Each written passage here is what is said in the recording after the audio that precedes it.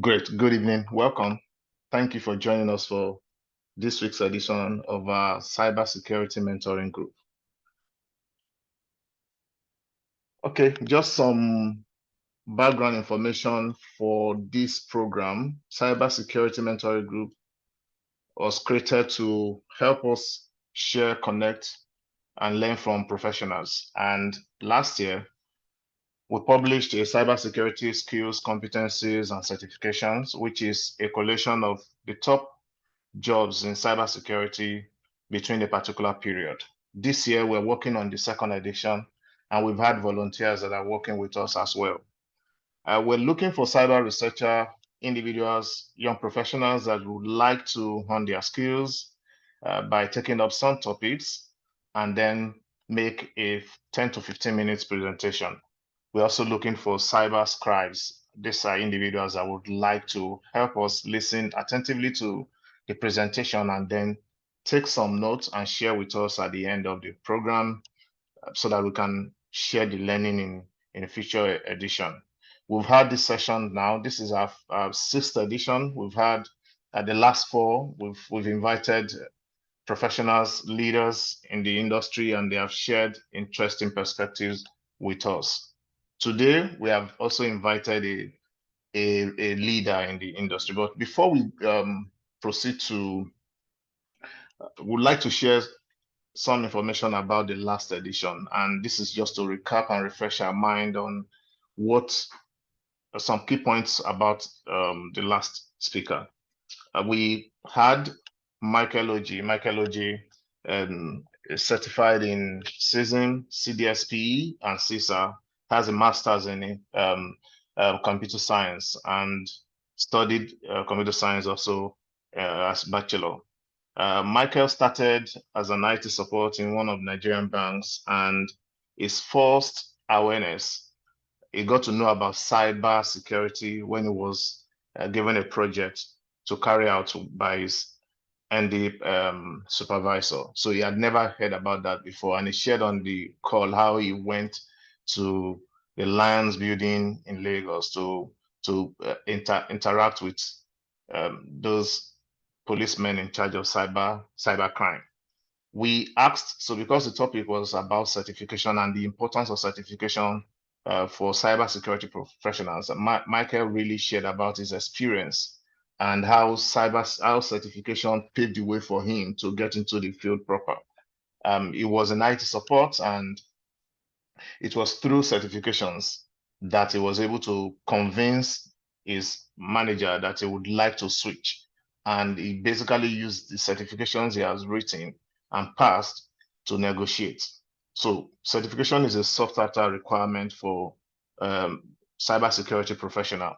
According to Michael, it introduces you to employers as a committed professional, and it also helps to facilitate your growth on the job. Michael shared his personal story of how certification helped him to move from one job to the other, and particularly also that he had a change in his salary as he progressed in his journey. He shared his personal stories on how it led to changing jobs and also changing his salary. When we closed with Michael sharing that there are different areas in cybersecurity, and the same also applies to different certification. It is not just one certification that fits all. And from Michael's experience, Michael actually holds certifications in almost every area of security. So from audit to offensive to defensive security to governance to data protection, Michael has competencies in those areas. So we asked him, because we've gotten feedback a lot of time that certification is expensive, and Michael did not shy away from that reality.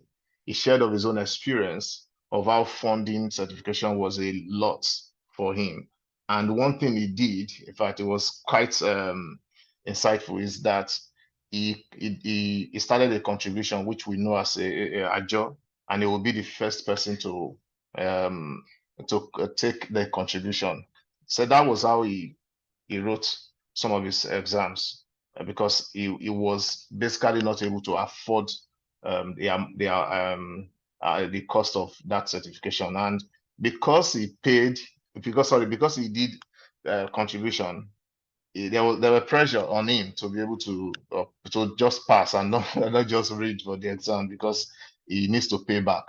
And one other thing Michael shared was look for friends of like minds in the area of your choosing. If you have chosen to focus on certification, look for other people that can motivate you, so that you don't get discouraged by people who think you are, in quotes, a fico and you like book too much.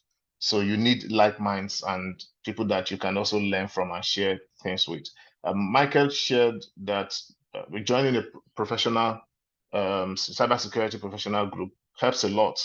And we asked, are there free certification, which he acknowledged that there are some free certifications that one could get online, but really to advance in the career, you actually need to pay for most of the certification. And he encouraged people to not give up on the cost, because again, it won't come cheaper. If you wait one more year, it will definitely increase because of the dollar factor that comes into it.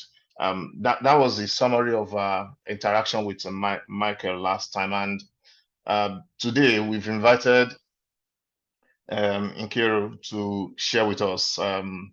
And it wasn't difficult for us to get Nkiru to accept. It was a first time approach, and she just told me, "Wale, I love to do this. Let's do it."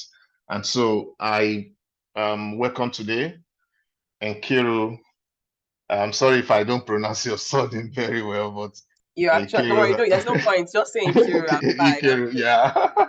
Thank you. So, I will provide a summary introduction, and I just saved myself that long recitation by putting all of those things on the screen. Like, Nkiru has a very enviable profile, and I will encourage you to go to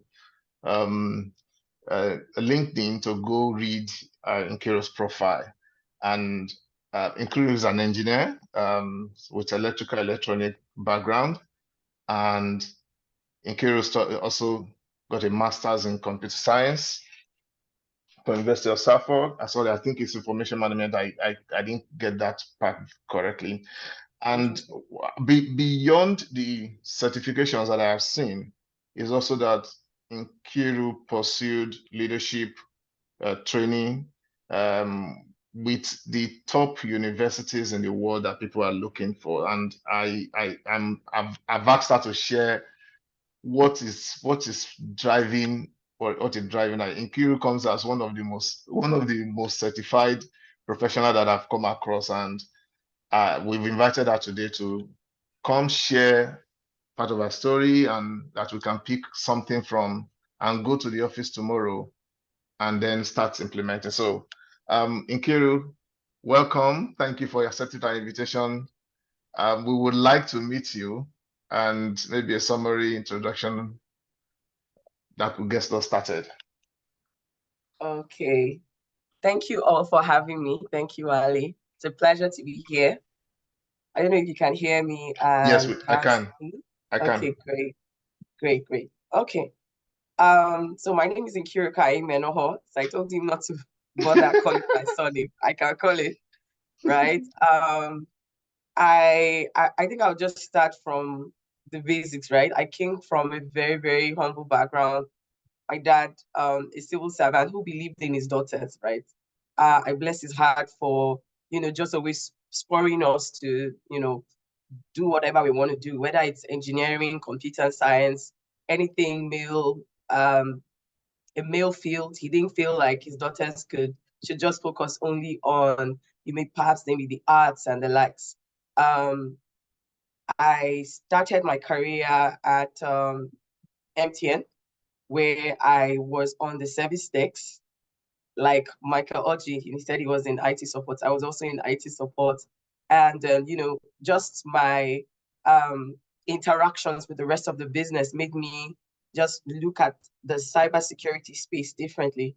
I had someone in my team who would break down security controls to do things he wasn't supposed to do. Like, He knew that I liked Hillsong, it's a Christian music group, and he went and downloaded everything, like from inception till that year. I mean, everyone noticed that he had like exceptional skills, and they wanted him to use those skills for the greater good. So they moved him to the security team. Now, while I was interested in security, right, I wanted something different. I wanted to manage projects on a large scale. I wanted to manage information security projects on a large scale. Being on the service desk, you're on the service desk day in, day out. You're logging on to people's systems, trying to support them to use maybe applications, to log into systems and different things. So it was exciting at a point, but doing it over and over again, I wanted something that would be, a bit different. So I got the opportunity to speak to the GM at that time for the information systems team. So let me liken him to like a senior mentor, someone that I look up to. I sat down and I painted a picture of what I wanted to him. And, while I was painting that picture, I want to travel the world. I want to earn money. I want to do, security work. I know Ayo was good in this, but me, I want to be able to manage security projects and all. And sorry, I just basically called the guy's name. Okay. Anyways, excuse me. So he told me I would need to go to an indigenous IT GRC consulting firm to actualize that dream. And he called the name of the company at that time, and I'm like, you want me to leave MTN and go there? I didn't think it was the right thing to do, and he told me, trust me. I mean, that's where we see mentors, people who have, achieved a lot of things. When they tell you, go and do this, it's because they have experience. I listened to him. He told me, just go for 2 years and come back to MTN. Just 2 years, you get all the experience that you need to get. Then you can decide whether you want to continue in MTN or not. And so I went on, did the test with this firm, and that's how I went into, cybersecurity, managing cybersecurity across Africa, um, you know, business continuity projects. I helped organizations align their information security practice to international best practice standards.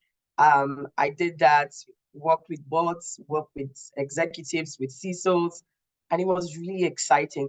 Instead of staying there for 2 years, I stayed there for 8 years. So that's one of my, the early career.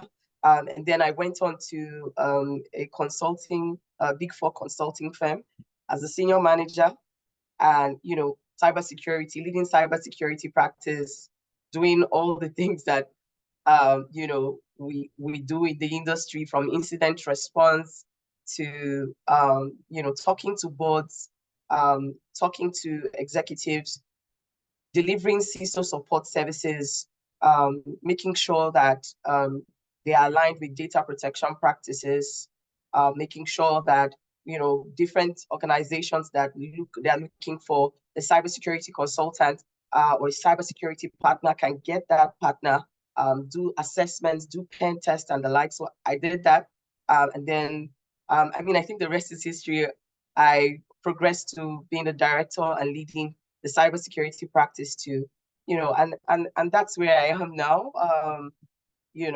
So it's been an exciting career, exciting journey over time, just in, doing what we like to do. I know many of us are in cyber here, engaging clients, working with top tier firms, and defending organizations and the like. So yeah, I think that's a brief Thank you. description of my career. It started Thank with you. someone pushing me. Thank you. Yeah, thank you. Thank you, Nkiruka. That's very inspiring. Now I've looked at your profile, and one thing that I'm fascinated about is your desire to push the boundary. You are not only doing the job practically, but you are also learning as you are doing the job practically. Now you have chosen a particular area of cybersecurity that one I think is very difficult because It is when things have you try to prevent things from going bad, but you actually are in the face of things have gone bad. And sometimes you want to prevent things from going bad, but people don't really pay attention until things go bad. And when things go bad, they now call you to say, oh, we have been attacked, or we are down, or the service is not available. Why did you choose this difficult area of cybersecurity? Why? I mean, the industry is dynamic and exciting. I don't know. I like to solve problems, solve important problems. I think there's a kick you get from helping not just individuals, you're helping organizations solve these really important problems. I've been in cases where you get to the boardroom and you see how board members are confused, and just getting to simplify the whole process and tell them you are okay if you can do this. I mean, these are the lessons we can learn from this incident, and just helping them with their strategies and the likes. I mean, it's exciting. I'll say the reason why I came here is because it's exciting. Yeah. I don't like to, as I said, starting from my career on the service desk, I like to do different things. And, choosing this path, you're exposed to so many difficult problems that would keep you excited about the job and just keep you going. I like also the fact that you get to read, not everything you have to keep reading. You need to read. It's something that, you don't just know everything immediately. You have to keep reading.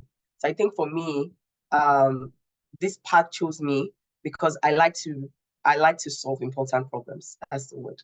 Thank you. All right. Well, with an engineering background, you must you must have that strong desire to solve problem.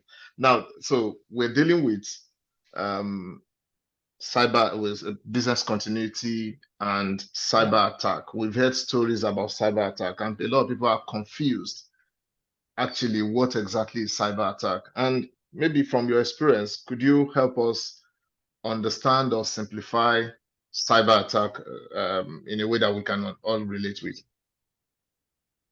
Okay, I think simply put, a cyber attack is any malicious attempt to compromise or perhaps disrupt a computer system, a network, or a digital resource. It's like, let me liken it to a digital burglary, right? You have a house, and that house, we have many different controls that you have in that house. Perhaps um, some houses would have CCTV, some would have locks you need to use your thumbprints to get into that house. Some will have dogs, like really harsh dogs. Some will have security guards, some will be in gated communities. These are controls that many people have to, just make sure that they are in a secure state at home. With cybersecurity, it's the same. It's like a cyber attacker is trying to get into your environment and is trying to steal information. Even though you have controls, even though you have systems, you have people, you have processes, you have policies and all of that, but this cyber criminal is still trying to come in to steal sensitive information. So it's like someone trying to break into that house to steal valuables or cause damage. And there are different ways that cyber criminals or people who are dubious try to do these things. They could do this through phishing. They could do this through ransomware, malware. They could do this through social engineering. So I'm going to take an example. I saw on social media this lady. She's a social media influencer, and she was crying that she had a man stalking her. So we can call that cyber stalking, right? Um, this guy is stalking her. She's at church. He appears there, and all he says is, "Oh, I love you."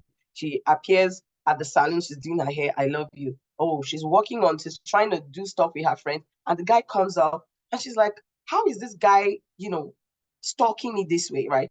But the mistake she was making is, she's taking pictures probably has, settings on her phone that shows people exactly where she is, and she's giving that information every day, and that's what's making the guy to track her.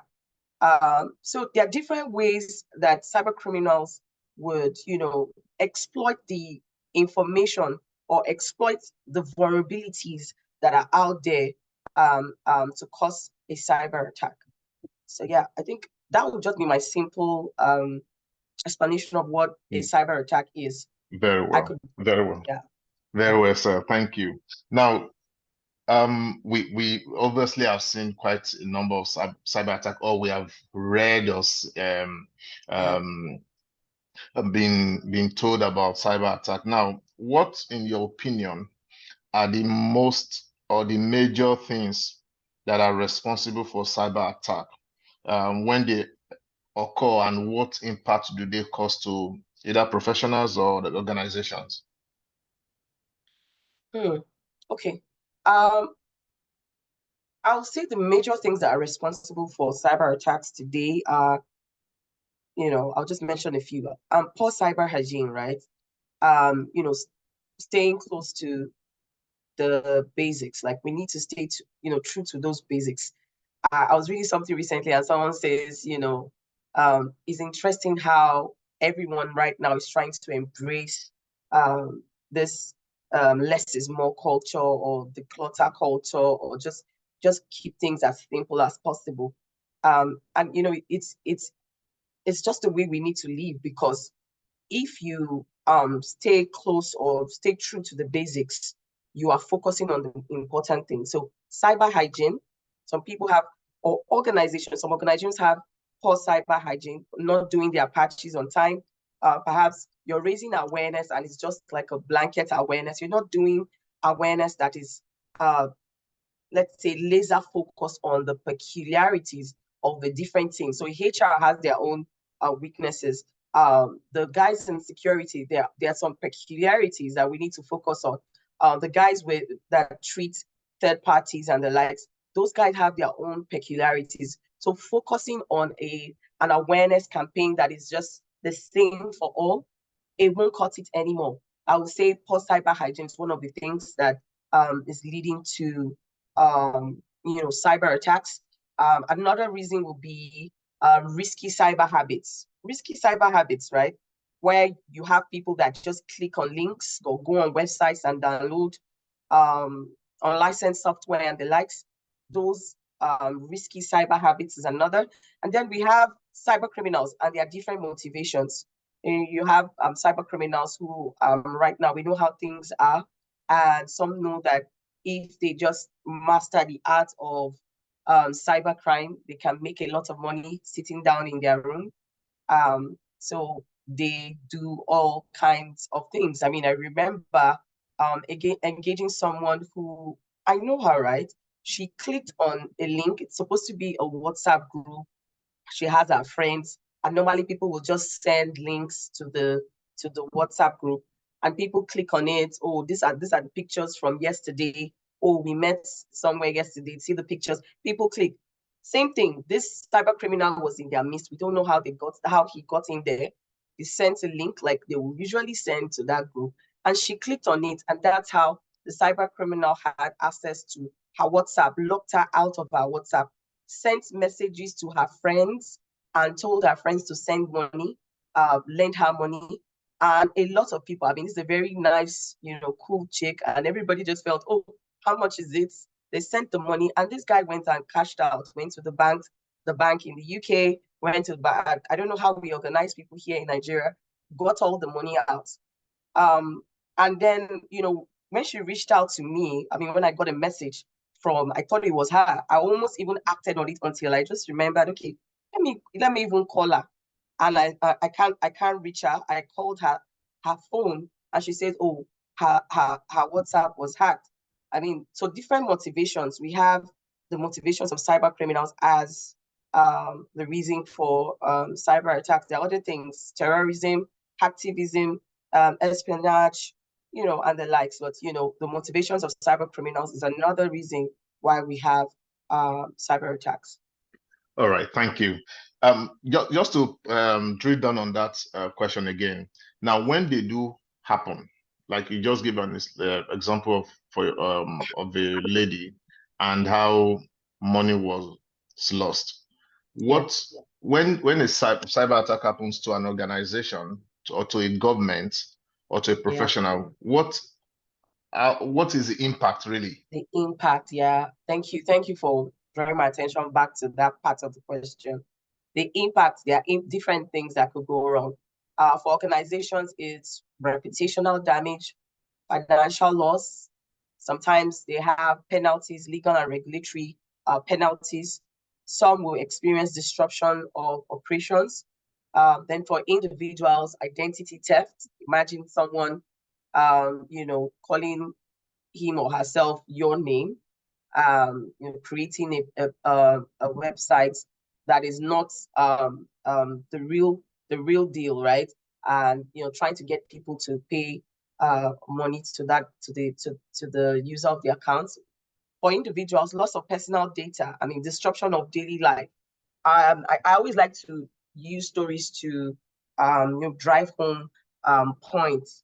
And for individuals, you see things like I read in the papers where a shoe entrepreneur had her application, right, her mobile app application on her phone, and she just got some, she got grants, she got some money she had loaned to just expand her business. And then she just realized that she couldn't log into the application. What did she do? She went on Google, looked for customer care. She wants to call customer care of her bank, and she called. They asked for information, your card details. She was giving them information, right? Asking for different things. She gave them information, and before you know, she started seeing alerts on her phone, and that's how all that money she got to expand her business left. It was taken out by cyber criminals. But what did she do wrong? She went online and she tried to call customer care. Did she confirm, the number she was getting was actually customer care for the bank that she was using?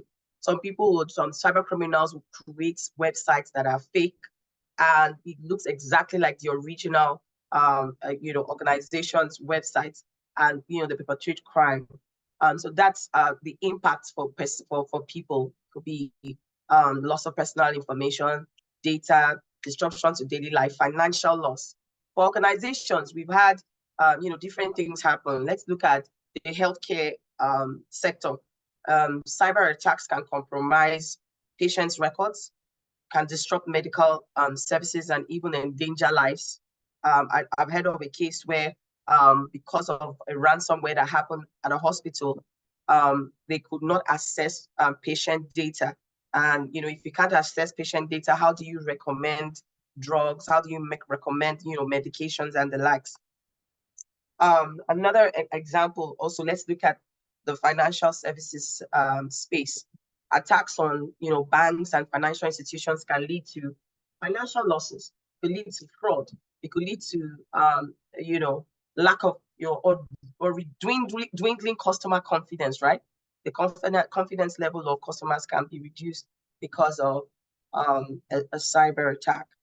I've had cases where we're called into a situation, and then you see that the person who caused the cyber attack for the organization that we're coming to meet is someone inside, is an insider, but a malicious insider who is conniving with an external party to perpetrate crime.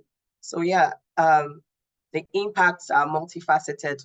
It includes financial losses, it includes fraud, and lack of customer confidence and the likes. All right, thank you. Now, so cyber attack or service disruption are the things that people don't pray for. But I used to say that God forbid is not a strategy in business continuity. Now, we actually don't expect those things to happen. Like, for instance, somebody's WhatsApp getting hacked, but they do happen.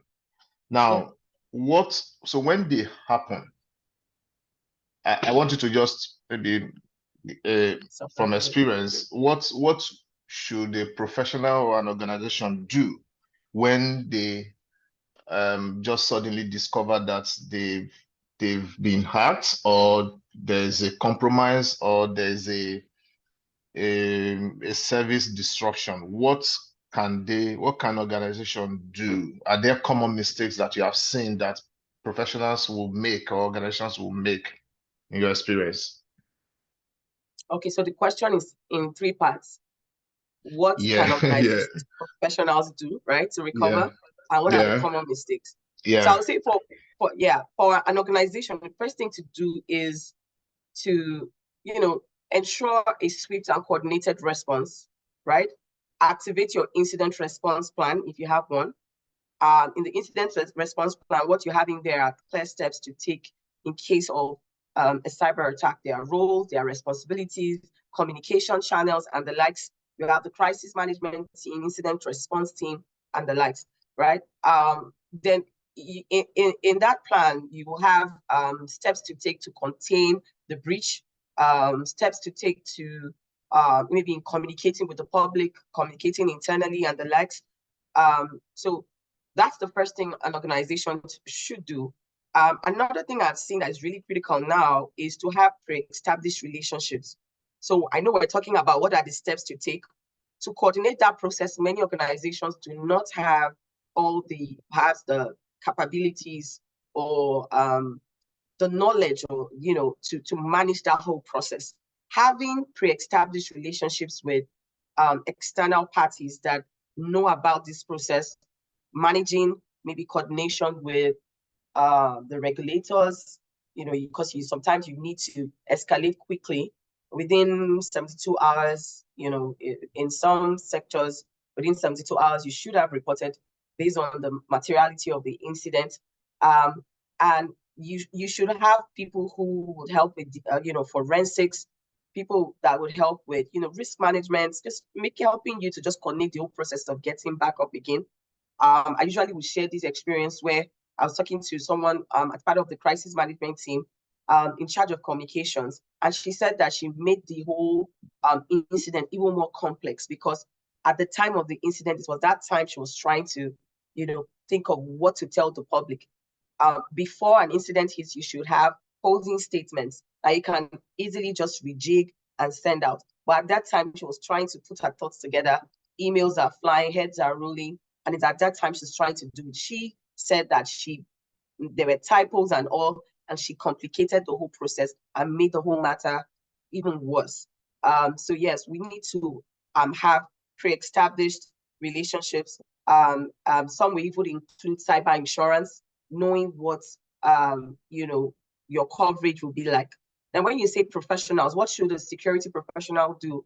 The security professional will be saddled with the task of, to some extent, incident response coordination, overseeing incident response processes and communicating with other teams, looking at the security posture review, just making sure that the areas that need to be improved, perhaps after the incident, you quickly work on that. Threat assessments, working with the forensics team, all that the security professionals would need to, work on that.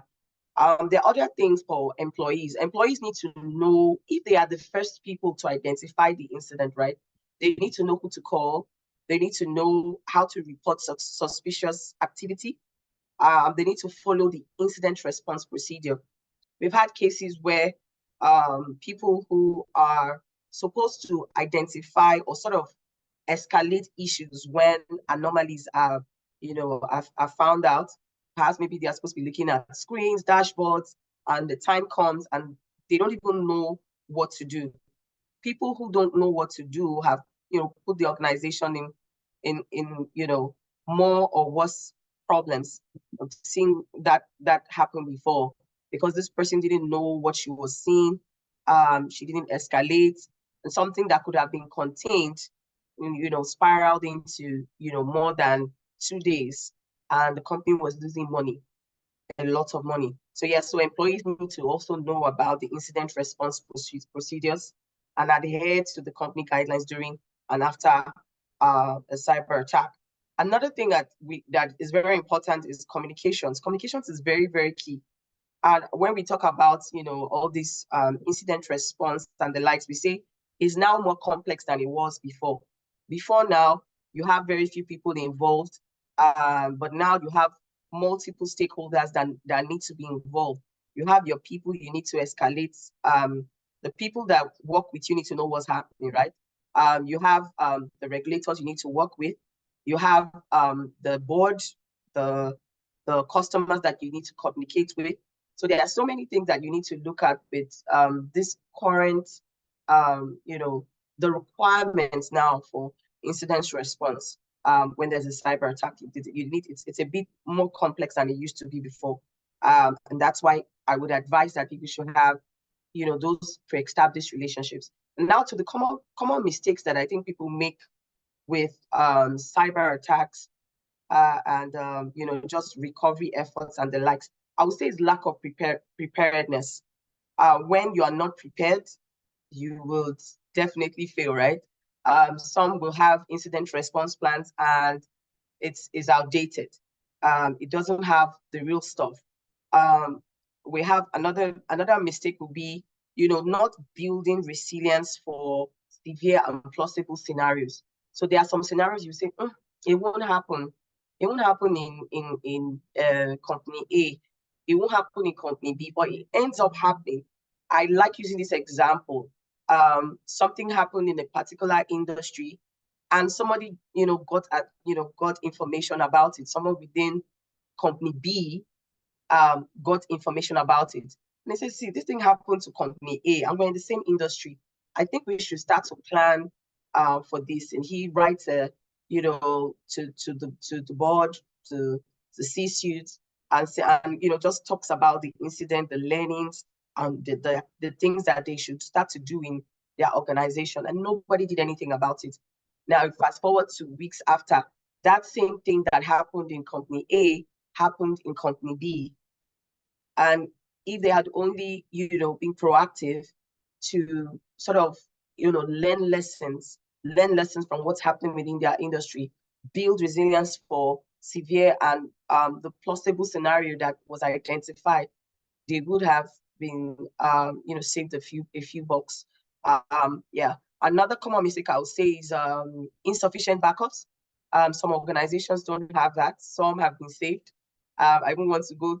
I can give you stories for days with organizations that were saved by having adequate backups. So another common mistake is having insufficient backups. So for companies that don't, they have suffered a lot. I would say neglecting employee training. Like I mentioned before, you have trained staff on phishing. There are other things happening in the industry that you are in. There are other things like extortion. There are other things like ransomware. Are you training them for that? Some people are unaware. I've seen cases where executives or end users who are aware would take the right steps and the organization is saved. I've seen cases where employee people who have been trained but not trained in the right things still fall victim, when exposed to cyber criminals. I think one example would be there was this incident where somebody reached out to a staff and says, what, just all I need you to do is just use this drive, connect it to a system in your organization. We will get money. Don't ask us how you're going to get the money, but we're going to give you your own cuts. And because this guy has been trained, right? If anybody wants to do, if anybody tries to get information from you, somebody external is talking like this, just escalate to the CISO. This guy was able to escalate, right? But we have cases where, people just, we've had cases where somebody called in and says, oh, transfer money. And the person, okay, no, it wasn't even a call. It was an email that was sent. And because this email came in and it was supposed to be from his boss, he acted on that email, transferred money, only to check with his boss on phone later. And the boss says, I never sent that email. He's checking the email after the incident and he sees that his boss will usually send him emails with Gmail, but that day it was sent with Hotmail. I mean, so he had already acted without, confirming. And all this speaks to awareness. and the way people react, when they are, when they are working under pressure. So neglecting employee training, adequate, or will I say effective employee training is also another common mistake. I think the last one I'll mention, so I don't waste too much time, would be overlooking third-party risk. Third-party risk, I mean, that failing to assess and manage the risk of third parties is a big thing now. So those are the common mistakes I will mention. Thank you. This very, very, very comprehensive list. And I think I like the fact that you stressed that part of employee, that they have role to play. It's not only the security guy or the guy at the top. The guys, the everyday people, they also have role to play. Now, so cyber attack has happened. Whatever loss or no loss, what do you recommend that after the incident and we've recovered, what should organization do? What should professionals, when I'm professional, maybe cyber security professional or business continuity professional, what should they do in response to what has happened? Okay. We're talking about what the cyber professional should do after the incident, After like the incident, aftermath, right? Yeah, they've Okay. recovered. So everything is calm now. So what can Yeah. they do next? Okay. I would say that there are things that can be done internally, there are things that can be done externally, and there are lessons that can be learned from that incident. So I'll start with the things that can be done internally. As a professional, as a business continuity professional, as a security professional, it's good to conduct a thorough investigation to understand how the attack happened. What's the root cause? What are the lessons that we can learn? Another thing would be to enhance security measures. So there are, of course, we have cases where organizations have all the standards, all the controls, all the systems, DLP, endpoint protection, all of that, but still, things go wrong. So it means that we need to implement stronger controls. We need to check if there are some things that can be enhanced. And so that will be my second point. I think the third one for me will be employee training. I just mentioned employee training, right? There are things that we need to take back to staff to improve their awareness levels. Maybe it was a ransomware that happened because someone mistakenly clicked on a link you shouldn't have clicked on, downloaded an attachment you should have downloaded. So we need to go back to the basics and train. This is what has happened. We need to learn from this. There was an incident that happened where a privileged user was working from the airport, and he used free Wi-Fi while connecting to critical systems for the organization. And that's how ransomware hit that organization, right? The learnings from that, was taken back to, the organization when, the root cause and, all those analyses were done. It was just that simple mistake. And there are many cases like that. And what I like to do when, talking to CISOs and talking to security professionals is not just what happens in your organization, right? What's happening externally? What can we bring back? What can we bring home? There are many reports now. I think IBM has, Verizon has, PwC has, Deloitte has, EY has. You see reports now on, surveys that have been done, top threats in 2023, 2024. All those things, if we read through, we can glean, lessons that we can take back to improve our training program. Internally, we can also improve our incident response plans. And then with business continuity, we can update our plans, our business continuity plans. I know that one of the key things now that business continuity professionals are doing, or if they are not doing, our advice that they do, is just try to look at their dependencies. We know before now, dependencies, we have third parties, we just call them third parties, but there are some digital supply chain partners now that need to be brought in, perhaps for our simulation exercises, our tabletop exercises, because they are critical. They are critical dependencies, right, that we've not thought about in the past. And they are really critical. If something goes wrong with them, the entire organization is down. So reviewing business continuity is another thing that needs to be done internally. Externally, when a cyber attack occurs, we know that a lot of customers are not happy. You need to build customer confidence. So a lot will be on the communications team, just making sure that they reassure customers about the steps that have been taken to protect their data and regain their trust. So it means the people in charge of customer relations, people in charge of communications need to work with the business continuity teams, with the security teams to get this information. What have we done to make sure this doesn't happen again? And take that information, put it in a nice, in a nice way that customers can understand, so that it's sort of you giving updates on what has been done to reassure them that their data is safe. Industry collaboration is another key thing. I see organizations doing things in silos, but we really need ourselves. Like the example I gave where something happened in company A and company B could have learned from that if they quickly acted on it, but they did not. We need threat intelligence. We need to collaborate more, tell people what's happening, so that they can learn from that. Externally, also, regulators will need updates on compliance and all of that. So I think those are the internal and external considerations around after a cyber attack, reputation management, customer building, and all of that. So that's Very that. well. Yeah. Then you said lessons learned, right? Yes. I can just mention, I think 3 because of time.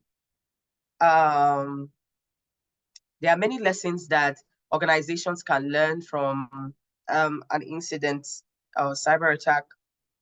A cyber attack. One of them will be, just making sure that you have let me say learning lessons, we're trying to learn valuable lessons from our own experience and from the experience of others. In order to prevent future attacks, we need to learn lessons from our experience and the experiences of others. And now the experiences of others, if you read the information that we have out there, you see that many organizations have improved their response to cyber attacks by having a proactive security culture. So it still speaks to security awareness and making everybody know that it's not just an IT team or security team thing. It has to do with everybody knowing their role, knowing who to call, and knowing what to do. Another valuable lesson from cyber attacks and incidents will be just incident response readiness, making sure that we have tested for what I mentioned earlier. I said plausible and severe outage scenarios. We know that it's happened somewhere else. It's severe. We don't think it will happen in our space, but it would be good to still consider that in our incident response readiness. Another lesson that organizations have learned from cyber attacks and all the things happening within the cyberspace and the likes is third-party risk management. Third-party risk management. I mean, it's really important now to manage security risks associated with third parties and with vendors. I can give you real life stories for days on this particular point. I think a last one would be cyber insurance. Cyber insurance, it's good to consider that, and it could help mitigate financial losses. So those are the Thank you. lessons. Thank you. There are a lot. I've jotted more than 10 here. Thank you. Okay. Now we have young people who are dreaming of a career path in cybersecurity, and they really like the idea of this business continuity, resilience. And I just wanted to share some thoughts around if people want to get into this aspect of cybersecurity, what do you think they need to be doing to prepare their entrance into the field, irrespective of the role they are playing right now? How can they have their leg into the business continuity aspect of cybersecurity? That will be our last question. Thank you. I would say there are, three things. I would say learn from others, learn from others in this space. Before I started to do these things, I learned from amazing professionals within the field. I continue to, hone my skills. I read wide, and if there are certifications in the space, if there are documents. Okay, so let's start with the good practice guidelines. ISO 22301, the standard itself. Even reading that, so that you understand, the business continuity side of things. Yeah. I would say reading wild and learning from others would be one of the first things you should do. Investing in yourself. Investing in yourself. There are free courses. There are free courses that you can take to learn more about incident response, crisis management, cyber GRC, business continuity. So there, I would say invest in yourself. And then the last thing I would say is network. This particular point is, I don't know. I don't know what would have happened if I used to be someone who would stay to myself and not really, put myself out there or go out to engage or network, until I saw a colleague of mine who was similar to me. I would say, when I say similar, we had the same kind of temperaments, right? And he just started putting himself out there. And I saw how things changed drastically for him. And I said, how did this come about? And he says, Nkiruka, we need to network. We need to network more. So I would say network. Reach out to people who are working in this field and ask them, how did they get here? What can I do to be in your kind of in your role? What will I do to be successful in this role? I think it's about asking questions and not just just going out and sitting down in one corner, right? Asking the right questions, engaging the right people, and also giving value. Some people will run away from you. All you do is just ask questions, and you're just taking and taking. They also want to see that you are a contributor in one way or the other. So All right, thank you. Wow, this is loaded. Thank you so much, Nkay. We appreciate your time and all that you have shared with us today. I think I have my notepad full here.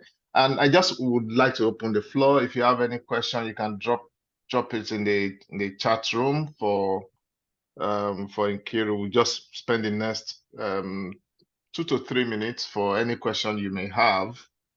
And if there's none, we don't want to waste Nkay's time to